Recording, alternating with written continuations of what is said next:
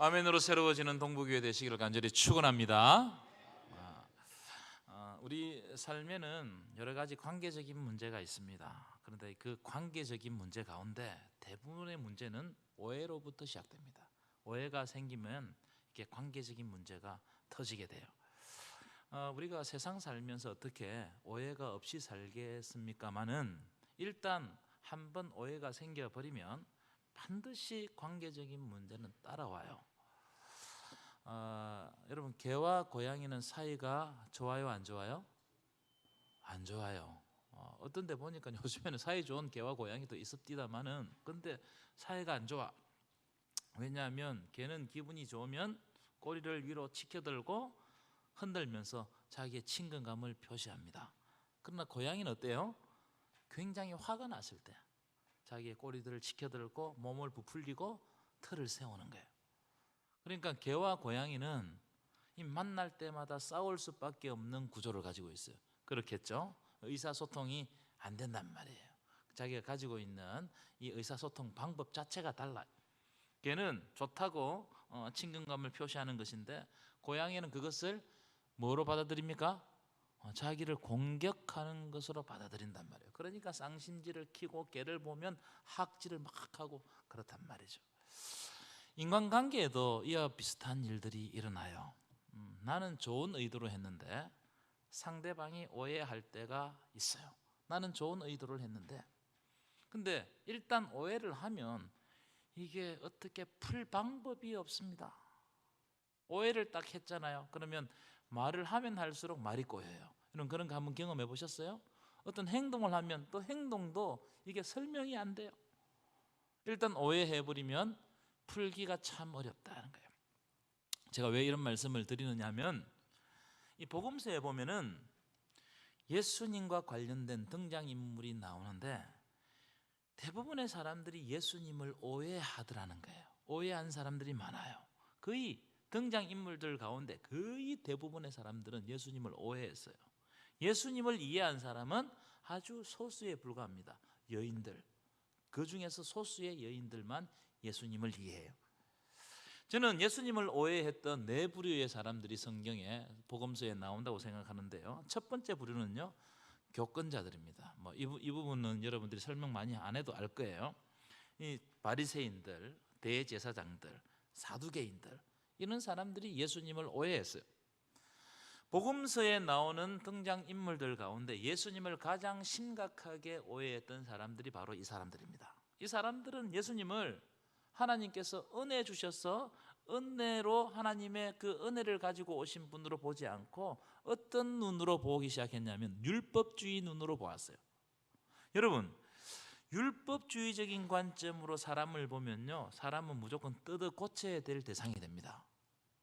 그래서 뜯어 고쳐야 될 대상이 되기 때문에 어떻게 되죠? 정죄하는 거예요. 정죄. 이게 율법주의의 가장 큰 특징입니다.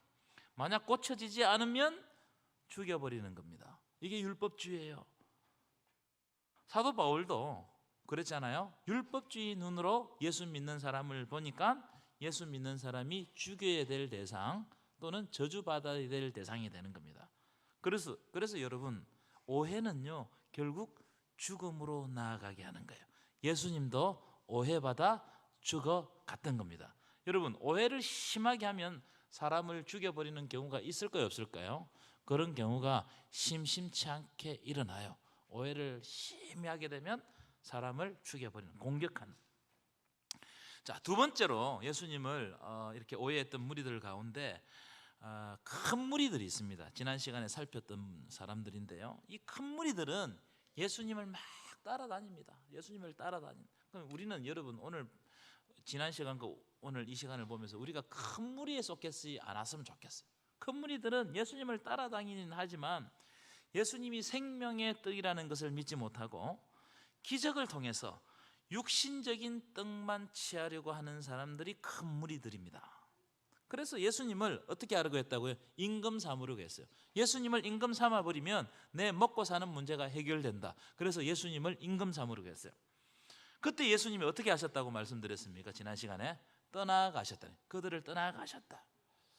무리들도 마찬가지예요. 무리들도 예수님이 기적을 일으키지 않고 말씀으로 그들에게 대하고 말씀으로 그들을 깨우치고자 하니까는 많은 사람들이, 그렇게 따라다녔던 많은 사람들이 예수님을 떠나가 버리는 겁니다. 여러분, 이게 무리들의 속성이에요. 무리들의 속성. 하면서 팬들처럼 막 따라다니지만 그 내면을 자세히 조명해 보면 자기의 필요만 쫓는 사람들이 무리들이에요. 그래서 필요가 없어지면 예수도 버리는 거예요. 예수도 떠나버리는 거예요. 이 사람들은 상당히 예수님을 오해하는 사람이었다. 세 번째, 안타깝게 예수님의 제자들도 예수님을 오해했어요. 그런 장면들이 심심찮게 보입니다. 여러분, 예수님의 제자들은 예수님의 선택을 받아가지고 3년 동안 예수님을 따라다니고 예수님과 함께 했어요. 예수님의 말씀을 듣는 자들이었습니다. 그런데 여러분, 결정적인 순간 십자가 앞에서 다 도망가 버렸어요. 다 도망가 버렸습니다. 여러분, 이런 장면은 우리에게 비춰주는 거울 같아요. 혹시 나도 결정적인 순간에 다 도망가는 그런 예수님의 제자가 아닌가. 이 제자들은요, 예수님 계실 때도 마찬가지예요. 누가 큰 자인지를 두고 항상 싸웠습니다. 복음서에 나오는 큰 자 논쟁, 굉장히 유명한 논쟁입니다. 제자들은 예수님이 이제 예루살렘으로 올라가시면 이제 정치적인 해방자가 되어서 이스라엘을 통치하신다는 거예요. 이것도 오해죠.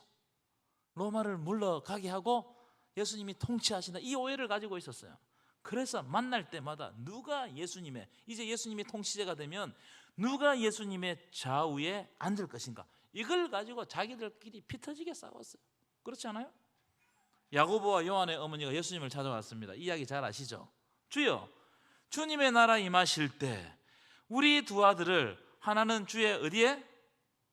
우편에, 하나는 주의 좌편에 앉게 하소서, 이런 부탁을 했단 말이에요. 그런데 이들만 이렇게 했느냐? 그게 아니에요. 대부분의 제자들이 전반적으로 그런 생각을 다 가지고, 그런 욕심을 가지고, 나는 내 위치는 어디인가? 나는 어디까지 올라갈 건가? 이런 오해를 가지고 있었어요. 그런데 그런 생각을 딱 가지고 계신데 예수님이 갑자기 체포되어 가지고 허무하게 잡혀가는 겁니다. 그리고 십자가에 달리는 거예요. 그러니까 그때 다 도망갔어요. 예수님을 오해했던 제자들도 심각하게 예수님을 오해했던 거예요. 예수님을 따라던 제자들도 예수님을 오해했어요. 네 번째, 오늘 본문에 나오는데 예수님의 친척, 형제들도 예수님을 오해했다고 그렇게 기록을 하고 있습니다. 오늘 본문에 보면 예수님은 갈릴리에 계셨어요. 유대, 즉 예루살렘으로 올라가지 않고 갈릴리에서 계속 사역하셨는데, 왜냐하면 유대인들이 예수님을 잡아 죽이려고 혈안이 되어 있었습니다. 그런데 이 예수님의 형제들이 그걸 알지 못하고 예수님께 이렇게 이야기하는 거예요. 여러분 3절부터 5절까지 눈으로 보십시오. 아마 이런 뉘앙스로 이야기하시는 것 같아요. 형님이 하시는 일을 보니까 너무나 예사롭지 않다는 거예요. 하나님의 뜻을, 형님의 뜻을 드러내고 나타내시려면 이 촌에만 계시지 마시고, 어디 갈릴리에만 계시지 마시고 어떻게 알아요? 예루살렘으로 유대에 올라가셔서 도회지로 가가지고 형님의 뜻을 드러내소서, 이루소서, 이런 이야기를 했어요. 여러분, 사람은 태어나면 어디로 보내죠? 어떻게 하셨어요? 서울이 지금 미어 터지는 겁니다. 그것처럼 형님도 지금 여기 촌에 계시지 마시고 형님을 드러내고 나타내시려면 제자들 앞에서 예루살렘에 올라가 가지고 형님의 큰 뜻을 펼치라, 성공하시라, 이렇게 이야기했어요. 왜 그렇게 이야기했느냐? 5절 읽어볼까요? 5절입니다. 함께 읽을까요? 시작. 이는 그 형제들까지도 예수를 믿지 아니함. 다시 한번 읽겠습니다. 시작. 이는 그 형제들까지도 예수를 믿지 아니함이로라. 여러분, 이런 장면을 제가 탁 접하면 참 예수님이 고독했을 것 같다, 예수님이 참 외로웠을 것 같다, 그런 생각을 해요. 예수님의 친척과 예수님의 피부친 형제들까지도 예수님을 오해했어요. 믿지 못했단 말이에요. 지금 성경이 딱 우리들에게 보여주는 그것은 예수님을 바르게 이해하고 있는 사람이 별로 없어요. 다 예수님을 오해해요. 우리도 그럴 때가 많습니다. 심지어 오늘 금방 읽었죠. 예수님의 형제들까지도 예수를 믿지 아니함이로라. 여러분, 오해가 생기면 불신이 생겨요. 동의하십니까? 오해가 생기면 불신이 생깁니다. 오해는 항상 불신을 낳아요. 오해가 딱 되면요, 어떤 사람에 대해서 오해를 딱 가지게 되면 그 사람을 믿을 수가 없어요. 이게 여러분, 이게 구조단 말이에요. 근데 이게 여러분 얼마나 심각한 일이냐면요, 여러분 메시아가 왔습니다. 그리스도가 왔습니다. 하나님이 보내신 분이 왔어요. 그런데 그들 눈앞에 서 있는데도 그들이 메시아를, 하나님이 보내신 그리스도를 믿지 못하는 겁니다. 여러분, 이것보다 더 심각한 게 어디 있겠어요? 이것보다 더 심각한 게, 우리도 마찬가지예요. 여러분, 하나님의 말씀이 증거돼요. 예수님의 말씀이 증거돼요. 그런데 그 말씀을 믿지 못하는 것만큼 심각한 게 어디 있느냐? 이게 불신이에요. 빛이 어둠에 비치되 어둠이 어떻게 한다고요? 깨닫지 못하는 거예요. 예수님이 왔지만 그분이 하나님의 아들이고 그분이 구세주인 것을 깨닫지 못하는 거예요. 지금 이 시간에도 하나님의 말씀이 증거되고 있지만 그게 마음에 부딪히지 않아요. 빛이 증거되지 않는 거예요. 여러분, 이것보다 더 심각한 것이 어디 있냐 이 말이에요. 여러분, 복음서에 나오는 예수님과 관련된 대부분의 갈등들은요, 오해에서 생긴 갈등입니다. 예수님을 잘 알지 못하고 오해한 겁니다. 그래서 예수님이 누구신지 잘 몰라서 생긴 갈등이고, 예수님이 하나님의 아들이고 구원자인지 몰라서 생긴 갈등이고, 예수님이 구원자로 오셔서 무슨 일을 하시는지 바르게 이해하지 못해서 생긴 갈등이 거의 대부분입니다. 자, 그러면 이런 갈등이 생기고 오해가 생겼어요. 자, 그러면 오늘 본문에 예수님은 이런 현상, 사람들이 오해하고 있는 이 현상에 대해서 무슨 말씀을 하시느냐? 예수님은 때를 가지고 말씀하세요. 그래서 오늘 본문의 제목이 뭡니까? 오늘 말씀의 제목, 때와 믿음. 때가 중요하다는 거예요. 때와 믿음. 사람들이 때를 모르기 때문이라는 거예요. 때를. 6절 볼까요? 6절 보시면 이런 대목이 있습니다. 예수께서 이르시되 내 때는 어떻게 하다고요? 아직 이르지 아니하였다.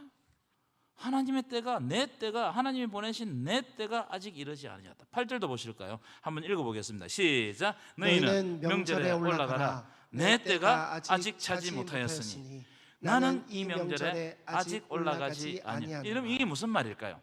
내 때가 차지 아니하였기 때문에 나는 이 명절에 아직 올라가지 않는다. 올라가긴 올라갈 것인데 지금은 아니다. 무슨 말? 예수님은 때가 있다는, 무슨 때가 있다는, 사람들이 알지 못하는, 예수님만이 아는 때가 있다는, 그 때가 되면 올라간다는 거예요. 참 이게 헷갈리는 이야기예요. 30절 보실까요? 30절 한번 읽어보겠습니다. 시작. 그들이 예수를 잡고자 하나 손을 대는 자가 없으니 이는 그의 때가 아직 이르지 아니하였습니다. 예수님을 잡아 죽이고자 유대인들이 막 노력하고 혈안이 되어 있어요. 그런데 예수님을 죽이는 일조차 때가 아니므로 손대는 자가 없었다는 거예요. 그러니까 여러분, 오늘 본문의 요한복음 7장은요 의도적으로 때에 대해서 말하고 있습니다. 때, 그 때가 뭐냐? 때가 뭐냐? 이 때라는 말을 제가 찾아보니까 헬라어로 카이로스라는 말입니다. 여러분, 이 카이로스에 대해서는 제가 여러 번 설교했습니다. 그러나 말씀은 다시 반복되는 것이기 때문에 다시 한 번 더 설명하겠습니다. 이 카이로스라는 말의 뜻은 뭐냐면은 어떤 특별한 목적이 있는 시간을 말해요.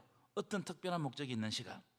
이 단어는 신약 성경에서 어떻게 쓰이느냐면은 하나님의 작정, 하나님의 계획, 하나님의 섭리, 이게 딱 드러나는 시간이 결정적인 시간이잖아요.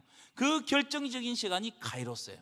하나님의 작정이, 하나님의 계획이 딱 드러나는 시간이 카이로스다. 그래서 때가 참에 하나님이 그 아들을 보내시는 거예요. 믿으십니까? 때가 참에 수많은 시간이 있어요. 째깍째깍 흐르는 수많은 시간이 있지만 하나님이 작정하신 그 특별한 시간에 하나님은 그 아들을 이 땅에 보내신다는 거예요. 그걸 여러분 오늘 본문하고 연관시켜 보면 지금 사람들이 예수님을 오해하고 있잖아요. 그죠? 오해하고 있어요. 그 왜 그러냐면은 예수님을 불신하고 오해하고 있는 것은 예수님의 때가 안 이르렀기 때문이에요. 그러나 하나님이 특별하신 때가 되면 그들이 성령을 받고 예수를 믿고 예루살렘과 온 유대와 사마리아와 땅끝까지 이르러 예수님의 증인이 된다는 겁니다. 이걸 정하신 때, 하나님이 이것을 정하셨는데 그 때가 바로 카이로스예요. 그래서 여러분, 카이로스는요 우리의 삶 가운데도 일어납니다. 뭐냐면은 어떤 특별한 때가, 하나님께서 정하신 때가 우리의 삶 가운데 딱 일어나는 순간 우리의 삶에는 하나님 나라가 딱 펼쳐지는 거예요. 이게 카이로스입니다. 여러분, 하나님이 특별히 계획하신 때가 있다는 사실을 믿으시기 바랍니다. 저는 오늘 말씀을 통해서 때에 대한 이 카이로스에 대한 두 가지 특성을 가지고 여러분들과 말씀을 나누고자 합니다. 첫 번째, 때는 하나님의 때가 되지 않으면 하나님 나라의 역사는 일어나지 않는다. 다시 한 번 더, 하나님의 때가 되지 않으면 하나님 나라의 역사는 일어나지 않는다는 거예요. 여러분, 이걸 거꾸로 이야기해 보세요. 하나님의 때가 되면, 그러면 하나님의 나라의 역사는 어떻게 된다고요? 반드시 일어난다는 거예요. 하나님의 때가 되면 하나님의 나라의 역사는 어떻게 된다고요? 제 설교 듣고 있죠? 자녀한테 크게 대답해 주세요. 그래서 전도서에 보면요, 날 때가 있고 또 어떨 때가 있다고요? 죽을 때가 있어요. 이 하나님의 때가 있다 이 말이에요.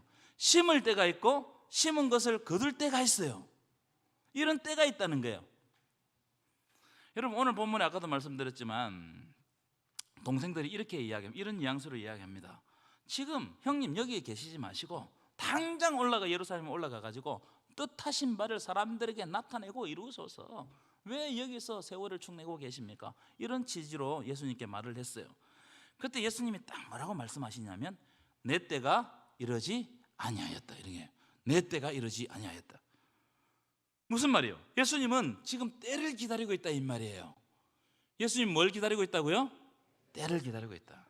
이 무슨 말입니까? 예수님이 여러분 예루살렘에 올라가 가지고 하나님의 아들로서 십자가를 지는 이것도 마구잡이로 아무 때나 하는 것이 아니라 그냥 막 십자가를 막 지는 게 아니라 십자가를 지시는 이것도 하나님이 계획하신 특별한 때가 있다는 거예요. 하나님의 그 때를 예수님이 순종하고 있는 거예요. 하나님이 그 때를 예수님이 순종한단 말이에요. 여러분, 우리가 기도하는 것 중에 분명히 하나님의 뜻 같은데 안 이루어지는 것들이 있습니까? 없습니까? 분명하게 이거는 틀림없이 하나님의 뜻이라는 거예요. 그런데 여러분 삶 가운데 안 이루어지는 게 있어요? 없어요? 예컨대 이런 겁니다. 우리 가족 구원하는 거, 이게 분명 하나님의 뜻이란 말이에요. 근데 안 이루어져요. 그래서 내가 너무나 속이 상한단 말이에요. 근데 우리 생각에는 지금 당장 이루어지는 것이 하나님께 영광을 돌리는 것 같지만 그것은 내가 생각하는 때고 우리의 때단 말이에요. 우리의 때. 하나님이 응답하시는 때가 있다는 거예요. 예수님은 이 때를 순종하시는 거예요. 이사야 55장 8절 9절 보시면 한번 보십시오. 이는 내 생각이 너희의 생각과 어떻다고요? 다르다는 거예요. 내 길은 너희의 길과 어떻다고요? 다르다는 거예요. 이게 하나님과 우리의 질적 차이입니다. 하나님과 우리는 달라요. 생각이 달라요. 계획이 달라요. 작정이 달라요. 시간과 때도 달라요. 그래서 하나님은 하나님께서 작정하신 가장 좋은 때에 역사하시는 거예요. 그 역사하시는 그 시간이 카이로스, 하나님 나라가 펼쳐지는 시간이다 이 말이에요. 그 9절도 보실까요? 9절 보세요. 이는 하늘이 땅보다 높은 같이 내 길은 너의 길보다 어떻다고요? 하나님의 길은 우리의 길보다 높아요. 내 생각은 너의 생각보다 높으니라. 아멘이십니까? 아멘. 우리가 이해할 수 없지만 하나님이 우리의 기도를 들으시는 때가 있어요. 이 하나님의 생각은 우리의 생각보다 높기 때문에, 그래서 하나님의 때에 하나님 나라는 이루어지는 거예요. 우리는 그 이해가, 이 문제가 뭐냐? 우리가 그 시와 때를 알지 못하는 데 문제가 있어요. 이걸 알아버리면 간단한데 우리는 그 시와 때를 잘 몰라요. 여러분요, 저는 이 하나님의 때가 항상 도적같이 임한다고 생각해요. 예수님이 재림하시는 것처럼 도적같이 임한다.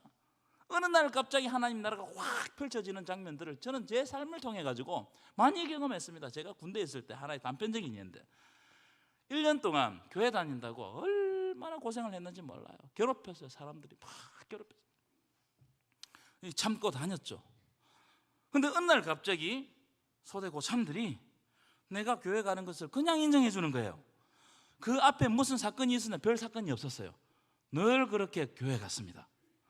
제가 그때 어떤 생각을 가지면 이것도 하나님의 때가 있구나, 이런 생각을 냈어요. 여러분, 하나님의 때가 되면 우리가 원하든 원치 않든 이루어 주시는 거예요.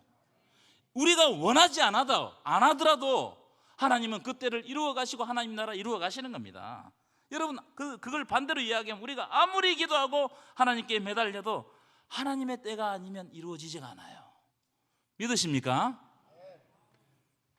이걸 믿는 게 믿음이다. 하나님의 때를 믿는 거 믿음이에요. 하나님의 때를 믿고 인내하는 것이 믿음이에요. 자, 오늘 본문을 보시면 참 이상한 장면을 발견하고 있습니다. 자, 예수님이 내 때가 아직 이르지 아니하였다 이라고요 예루살렘에 안 올라갔어요. 8절에 보시면 너희는 명절에 올라가라. 너희가 먼저 올라가라. 내 때는 아직 차지 못하였으니 이는 명절에 아직 올라가지 아니하겠노라 이렇게 이야기했어요. 그런데 그 다음 구절 보면 조금 있다 예수님이 올라가 버려요. 이런 장면을 보면 헷갈리죠. 왜 예수님이 이랬다 저랬다 하시냔 말이에요. 왜 이랬다 저랬다. 아니 안 올라가신다고 했으면 안 올라가야 될 거 아니에요. 근데 시간이 얼마 지나지 않은데 바로 몰래 은밀하게 올라가신단 말이에요. 그래서 우리가 볼 때는 이랬다 저랬다 하는 것처럼 보여요. 예수님이. 여러분 이게 무슨 뜻이냐. 여러분 하나님의 때는, 예수님의 때는 우리가 이해하려고 해도 절대로 이해할 수가 없어요. 그분만이 아십니다. 하나님만이 아십니다. 아멘이십니까? 여기서 문제가 발생하죠. 우리는 이것 때문에 답답해요. 그러나 이것을 우리는 인정해야 돼요. 여러분 왜 예수님이 그 많고 많은 시간 속에서, 역사 속에서 많은 시간 가운데 왜 하필 2000년 그 시간에 예수님이 오셨을까요? 이걸 설명하라고 하면 저는 설명할 수가 없어요. 어떻게 설명하냐고요. 이게 하나님의 때인데요. 홍해의 사건이 왜 그 시간에 그 자리에 펼쳐졌는가 설명하라고 하면 저는 설명할 수가 없어요. 엘리야의 불의 응답도 마찬가지고 부활의 사건도 마찬가지입니다.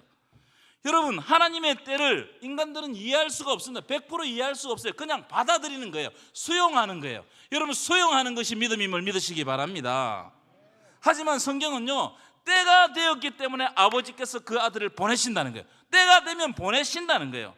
여러분 하나님 나라의 역사는 하나님의 때에 반드시 이루어짐을 믿으시기 바랍니다. 하나님 나라의 역사는 하나님이 의도하시고 하나님이 작정하신 때에 이루어지는 거예요.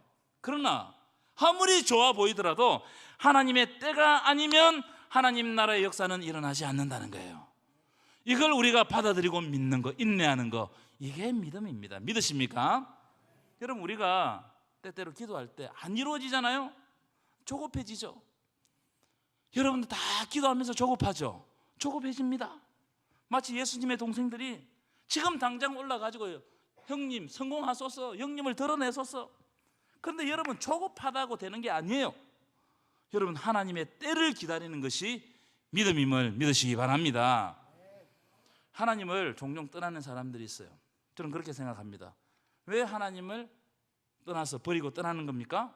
그것은 하나님의 때를 인내함으로 기다리지 못한 거예요. 그 때가 언제인지 알지 못하기 때문에. 그건 베일에 쌓여 있어요. 그건 잘 몰라요. 이게 참 어려운 일이거든요. 여러분 믿음은요 내 때를 주장하는 것이 믿음이 아니에요. 믿음은 하나님의 때를 기다리는 것이 믿음임을 믿으시기 바랍니다. 간혹 믿음이 좋다고 하는 분들 가운데, 기도를 많이 하는 분들 가운데 의외로 기도해놓고요 인내하지 못하는 분들이 많아요. 저도 그랬어요. 조급한데요. 상황이 막 쫄려오는데요. 그럼 어떻게 인내하냔 말이에요. 여러분 그럼에도 불구하고 하나님의 때가 있음을 믿고 기다리고 인내하시는 저와 여러분 되시기를 간절히 축원합니다. 두 번째, 때는 차야 한다는 거예요. 이 앞에 주제와 비슷한데 근데 이거 약간 달라요. 오늘 본문 8절을 다시 보실까요? 이렇게 돼요. 너희는 올라가라. 내 때가 아직 어땠다고요? 차지 못했다. 여러분 차지 못했다는 것은 아직 조금 부족하다 이 뜻입니다. 제가 헬라 원문을 보니까요 아직 채워지지 않는 부족한 상태를 이야기하는 거예요. 완전 채워지지 않고 아직 채워지고 있는 이 상태를 말하는 거예요. 저는 이 말씀을 이렇게 이해했어요. 제가 우리 아이들이 무슨 잘못을 하잖아요. 그러면 아이들에게 경고할 때 저는 속으로 숫자를 세고 있습니다. 어머니들 그렇게 많이 하시죠, 그죠? 그래 안 하시나요? 딱 경고할 때 내 속으로는 숫자를 셉니다. 근데 그 숫자를 세고 있다 그 숫자가 넘기면 아이를 불러다가 혼을 내는 거예요. 왜냐하면 그 아이의 잘못이 다 찼기 때문에. 부모님들은 아마 그렇게 이렇게 아이들을 혼내실 겁니다. 저는 그렇게 이 말씀을 해석했어요.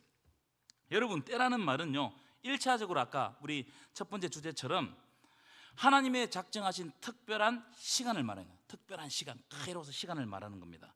그런데 그 이면을 살펴보니까 또 다른 의미가 있어요. 그게 뭐냐? 카이로스 이게 의미가 뭐냐면 기회 또는 특별한 일이라는 뜻도 가지고 있어요. 그래서 때가 찼다는 말은요 하나님이 계획하신 기회와 하나님의 일들이 하나하나 채워져서 완전하게 차게 된다는 것을 말하는 거예요. 이를테면 이런 겁니다. 예수님이 초림 사건 여러분 아시죠? 우리는 그냥 하나님의 특별한 때에 오셨다고 생각하는데 그게 아니에요. 이걸 조금 더 깊이 연구하고 살펴보면 구약의 수많은 선지자들이 예수님에 대해서 예언했던 내용이 가득 채워질 그때 하나님이 예수님을 보내시는 거예요. 그 마지막 예언자가 누구예요? 세례 예언을 통해 가지고 그 길을 예비할 때 그때 예수님이 오시는 겁니다. 그때 때가 참에 그 아들을 보내셨다, 이 말이 그 말인 거예요.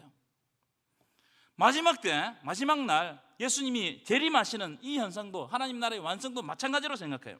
하나님이 이 세상의 역사를 주관하시는데 하나님이 계획하신 일들이 하나하나 이루어져서 하나님의 뜻이 완전하게 될 그때에 예수님이 구름 타고 오시는 겁니다. 믿으십니까? 그래서 우리는요, 이미와 아직 사이에서, 이미와 아직, 하나님 나라는 이미 시작되었어요. 예수 그리스도의 죽음과 부활을 통해서 이미 이 땅 가운데 하나님 나라는 시작되었어요. 그러나 완성되지는 않았어요. 그래서 우리는 불완전한 세상 속에 삽니다. 그래서 늘 불완전한 속에 살고 있는 거예요. 여러분, 이 땅에 존재했던 모든 나라들은 다 불완전했어요. 그래서 영원한 제국이 없어요. 영원한 나라가 없어요. 다 무너졌어요. 여러분, 이 나라들만 그렇습니까? 그렇지 않아요. 교회도 마찬가지입니다. 이 땅에 존재했던 모든 교회들도 다 불완전했어요. 그래서 교회 안에 문제가 많은 거예요. 교회 안에 문제가 많아요. 가정도 마찬가지고 우리 자신의 삶도 마찬가지입니다. 예수 믿는다고 해서 완벽해지는 것이 아닙니다. 우리가 믿음을 가지고 있어도 그 믿음조차도 어떤 때는 불완전해요. 여러분 동의하십니까? 불완전해요. 그런데 하나님이 계획하신 일들이 하나하나 이루어져서 완전히 완성되면 그때 하나님 나라는 갑자기 우리 속으로 이 땅 가운데로 들어오시는 거예요. 이게 하나님 나라의 방법이라는 거예요. 우리를 향한 하나님의 계획도 똑 마찬가지입니다. 우리는 오늘 기도하면 내일 응답받기를 원해요. 그러나 하나님은 그렇게 응답하지 않습니다. 하나님은 우리를 향한 계획들이 있어요. 그래서 그 계획들이 우리 눈에 보이지 않지만 하나님이 의도하신 것들이 하나하나 채워져 가지고 하나님이 원하시는 만큼 채워질 그때에 하나님은 우리의 삶 가운데 드디어 드러나게 하시는 거예요. 이게 응답이에요. 이게 응답. 이게 응답이라고요. 여러분 삶 가운데 하나님이 계획하신 일들이 차곡차곡 채워지고 있다는 사실을 믿으시기 바랍니다. 그것을 믿는다면 내 삶 가운데 어떤 일이 일어나더라도 우리는 두렵지 않아요. 왜냐하면 이 일들이 채워져야 하나님이 계획하신 가장 선한 것이 온다는 것을 믿는다면 내 삶 가운데 일어나는 환난을 기쁨으로 받아들일 수 있는 거예요. 믿으십니까? 요즘 수요 성경 공부 예레미야를 보고 있는데 예레미야를 보면요, 유대 백성들이 하나님의 뜻을 이해를 못합니다. 왜냐하면 바벨론에게 멸망당하여 포로 잡혀가는 것을 어떻게 이해할 수 있겠습니까? 이해가 됩니까 여러분? 어떻게 하나님을 믿는 백성들이 하나님을 전혀 알지 못하는 이방 나라에 멸망당해 사로잡혀간다는 것을 이걸 어떻게 이해하냔 말이에요. 만약 우리가 여러분 사로잡혀갔다 생각해 보십시오. 그럼 우리는 별소리 다 할 거예요. 하나님이 죽은 거 아니냐 말이야. 그런 생각 할 수 있지 않겠습니까? 그때 하나님이 예레미야를 통해서 하시는 말씀이 뭐냐면은 너희들이 바벨론으로 사로잡혀간다고 죽는다고 생각하냐? 그렇지 않다는 거예요. 오히려 바벨론으로 사로잡혀가면 산다는 겁니다. 거기서 하나님을 만나고 그 땅 가운데 역사하시는 하나님을 새롭게 경험한다는 거예요. 이게 하나님의 계획이다. 이게 하나님의 계획. 그래서 지금 하나님이 하시는 일을 너희를 죽이는 일이 아니고 오히려 살리려고 바벨론으로 보내신다는 겁니다. 이 과정을 거치지 않으면 너희들이 새롭게 될 수 없다는 거예요. 그래서 이 과정이 쉽게 이해되지 않죠. 어떻게 이해되겠습니까? 바벨론으로 포로로 잡혀갔는데 어떻게 이해되겠어요? 하지만 너희들이 순종하면 이 사건을 통하여 하나님은 하나님의 백성들을 새롭게 하셔서 이 땅으로 다시 돌아오게 하신다. 그래서 나는 너희의 하나님이 되고 너희는 내 백성이 된다는 거예요. 이게 하나님의 생각이에요. 이게 하나님의 계획이란 말이에요. 믿으십니까? 여러분 삶 가운데 하나님이 계획하시는 일들이 차곡차곡 채워지고 있음을 믿으시기 바랍니다. 우리는 우리의 삶 가운데 좋지 않은 일들이 조금만 일어나도 어떻게 이런 일이 일어나냐 말이에요. 원망하고 불평하고 하나님에 대해서 오해하는 말을 막 쏟아냅니다. 우리가 인간의 연약함이 있어서 그럴 거예요. 그러나 여러분, 이런 일들이, 이런 환난들이 채워져야 하나님의 응답이 오고 하나님의 복이 임한다는 것을 믿는다면 지금 당하는 환난은 우리에게 감사의 제목이 되는 거예요. 그러니까 여러분, 지금 우리에게 딱 환난이 당하죠. 이게 채워지면 하나님의 복이 임하는 거예요. 믿으십니까? 여러분 삶 가운데 혹시 억울한 일을 당하고 있습니까? 원치 않는 일로 고생하고 있습니까? 조금만 더 인내하시기를 축원합니다. 조금만 더 인내하세요. 이런 일들은 우리가 보기에는요, 뭐 원망과 불평 이런 제목이 되고 하나님을 오해할 수 있지만, 그러나 하나님의 때의 관점에서 보면 이런 일들이 채워져야 여러분의 삶 가운데 하나님의 계획하신 하나님 나라가 탁 펼쳐지는 거예요. 하나님 나라는 이 과정을 통해서 오는 거예요. 그래서 그걸 믿고 인내하는 것이 믿음인 줄 믿습니다. 이런 믿음이 여러분 삶 가운데 넘쳐나기를 간절히 축원합니다. 결론입니다. 오늘 본문을 보면 초막절이 나와요. 초막절. 때에 관해서 설명을 하시면서 그것과 연관되어 있는 명절이 초막절이에요. 무슨 뜻일까? 초막절하고 때가 어떻게 연관되어 있을까? 여러분, 초막절은요 두 가지 의미를 가지고 있다고 생각합니다. 첫 번째, 초막절은 기억을 뜻합니다. 기억.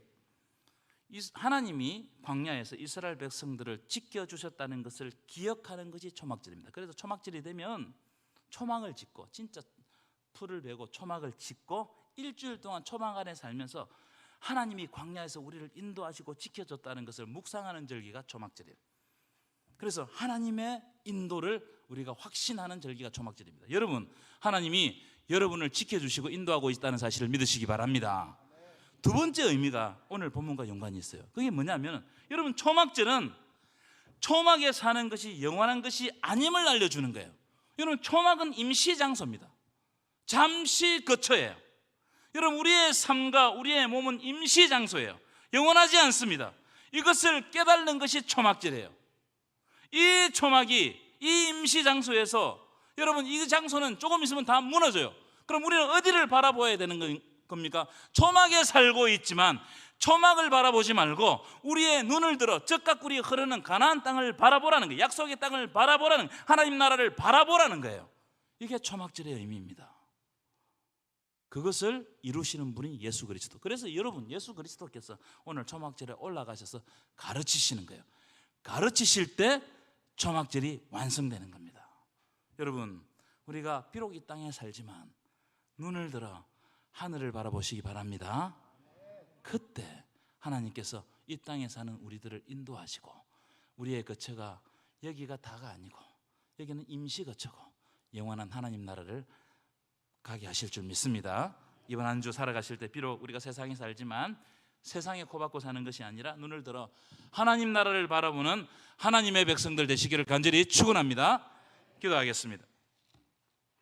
참 좋으신 하나님 아버지, 하나님께서는 역사와 시간과 우리의 모든 것을 주관하시는 분이심을 믿습니다.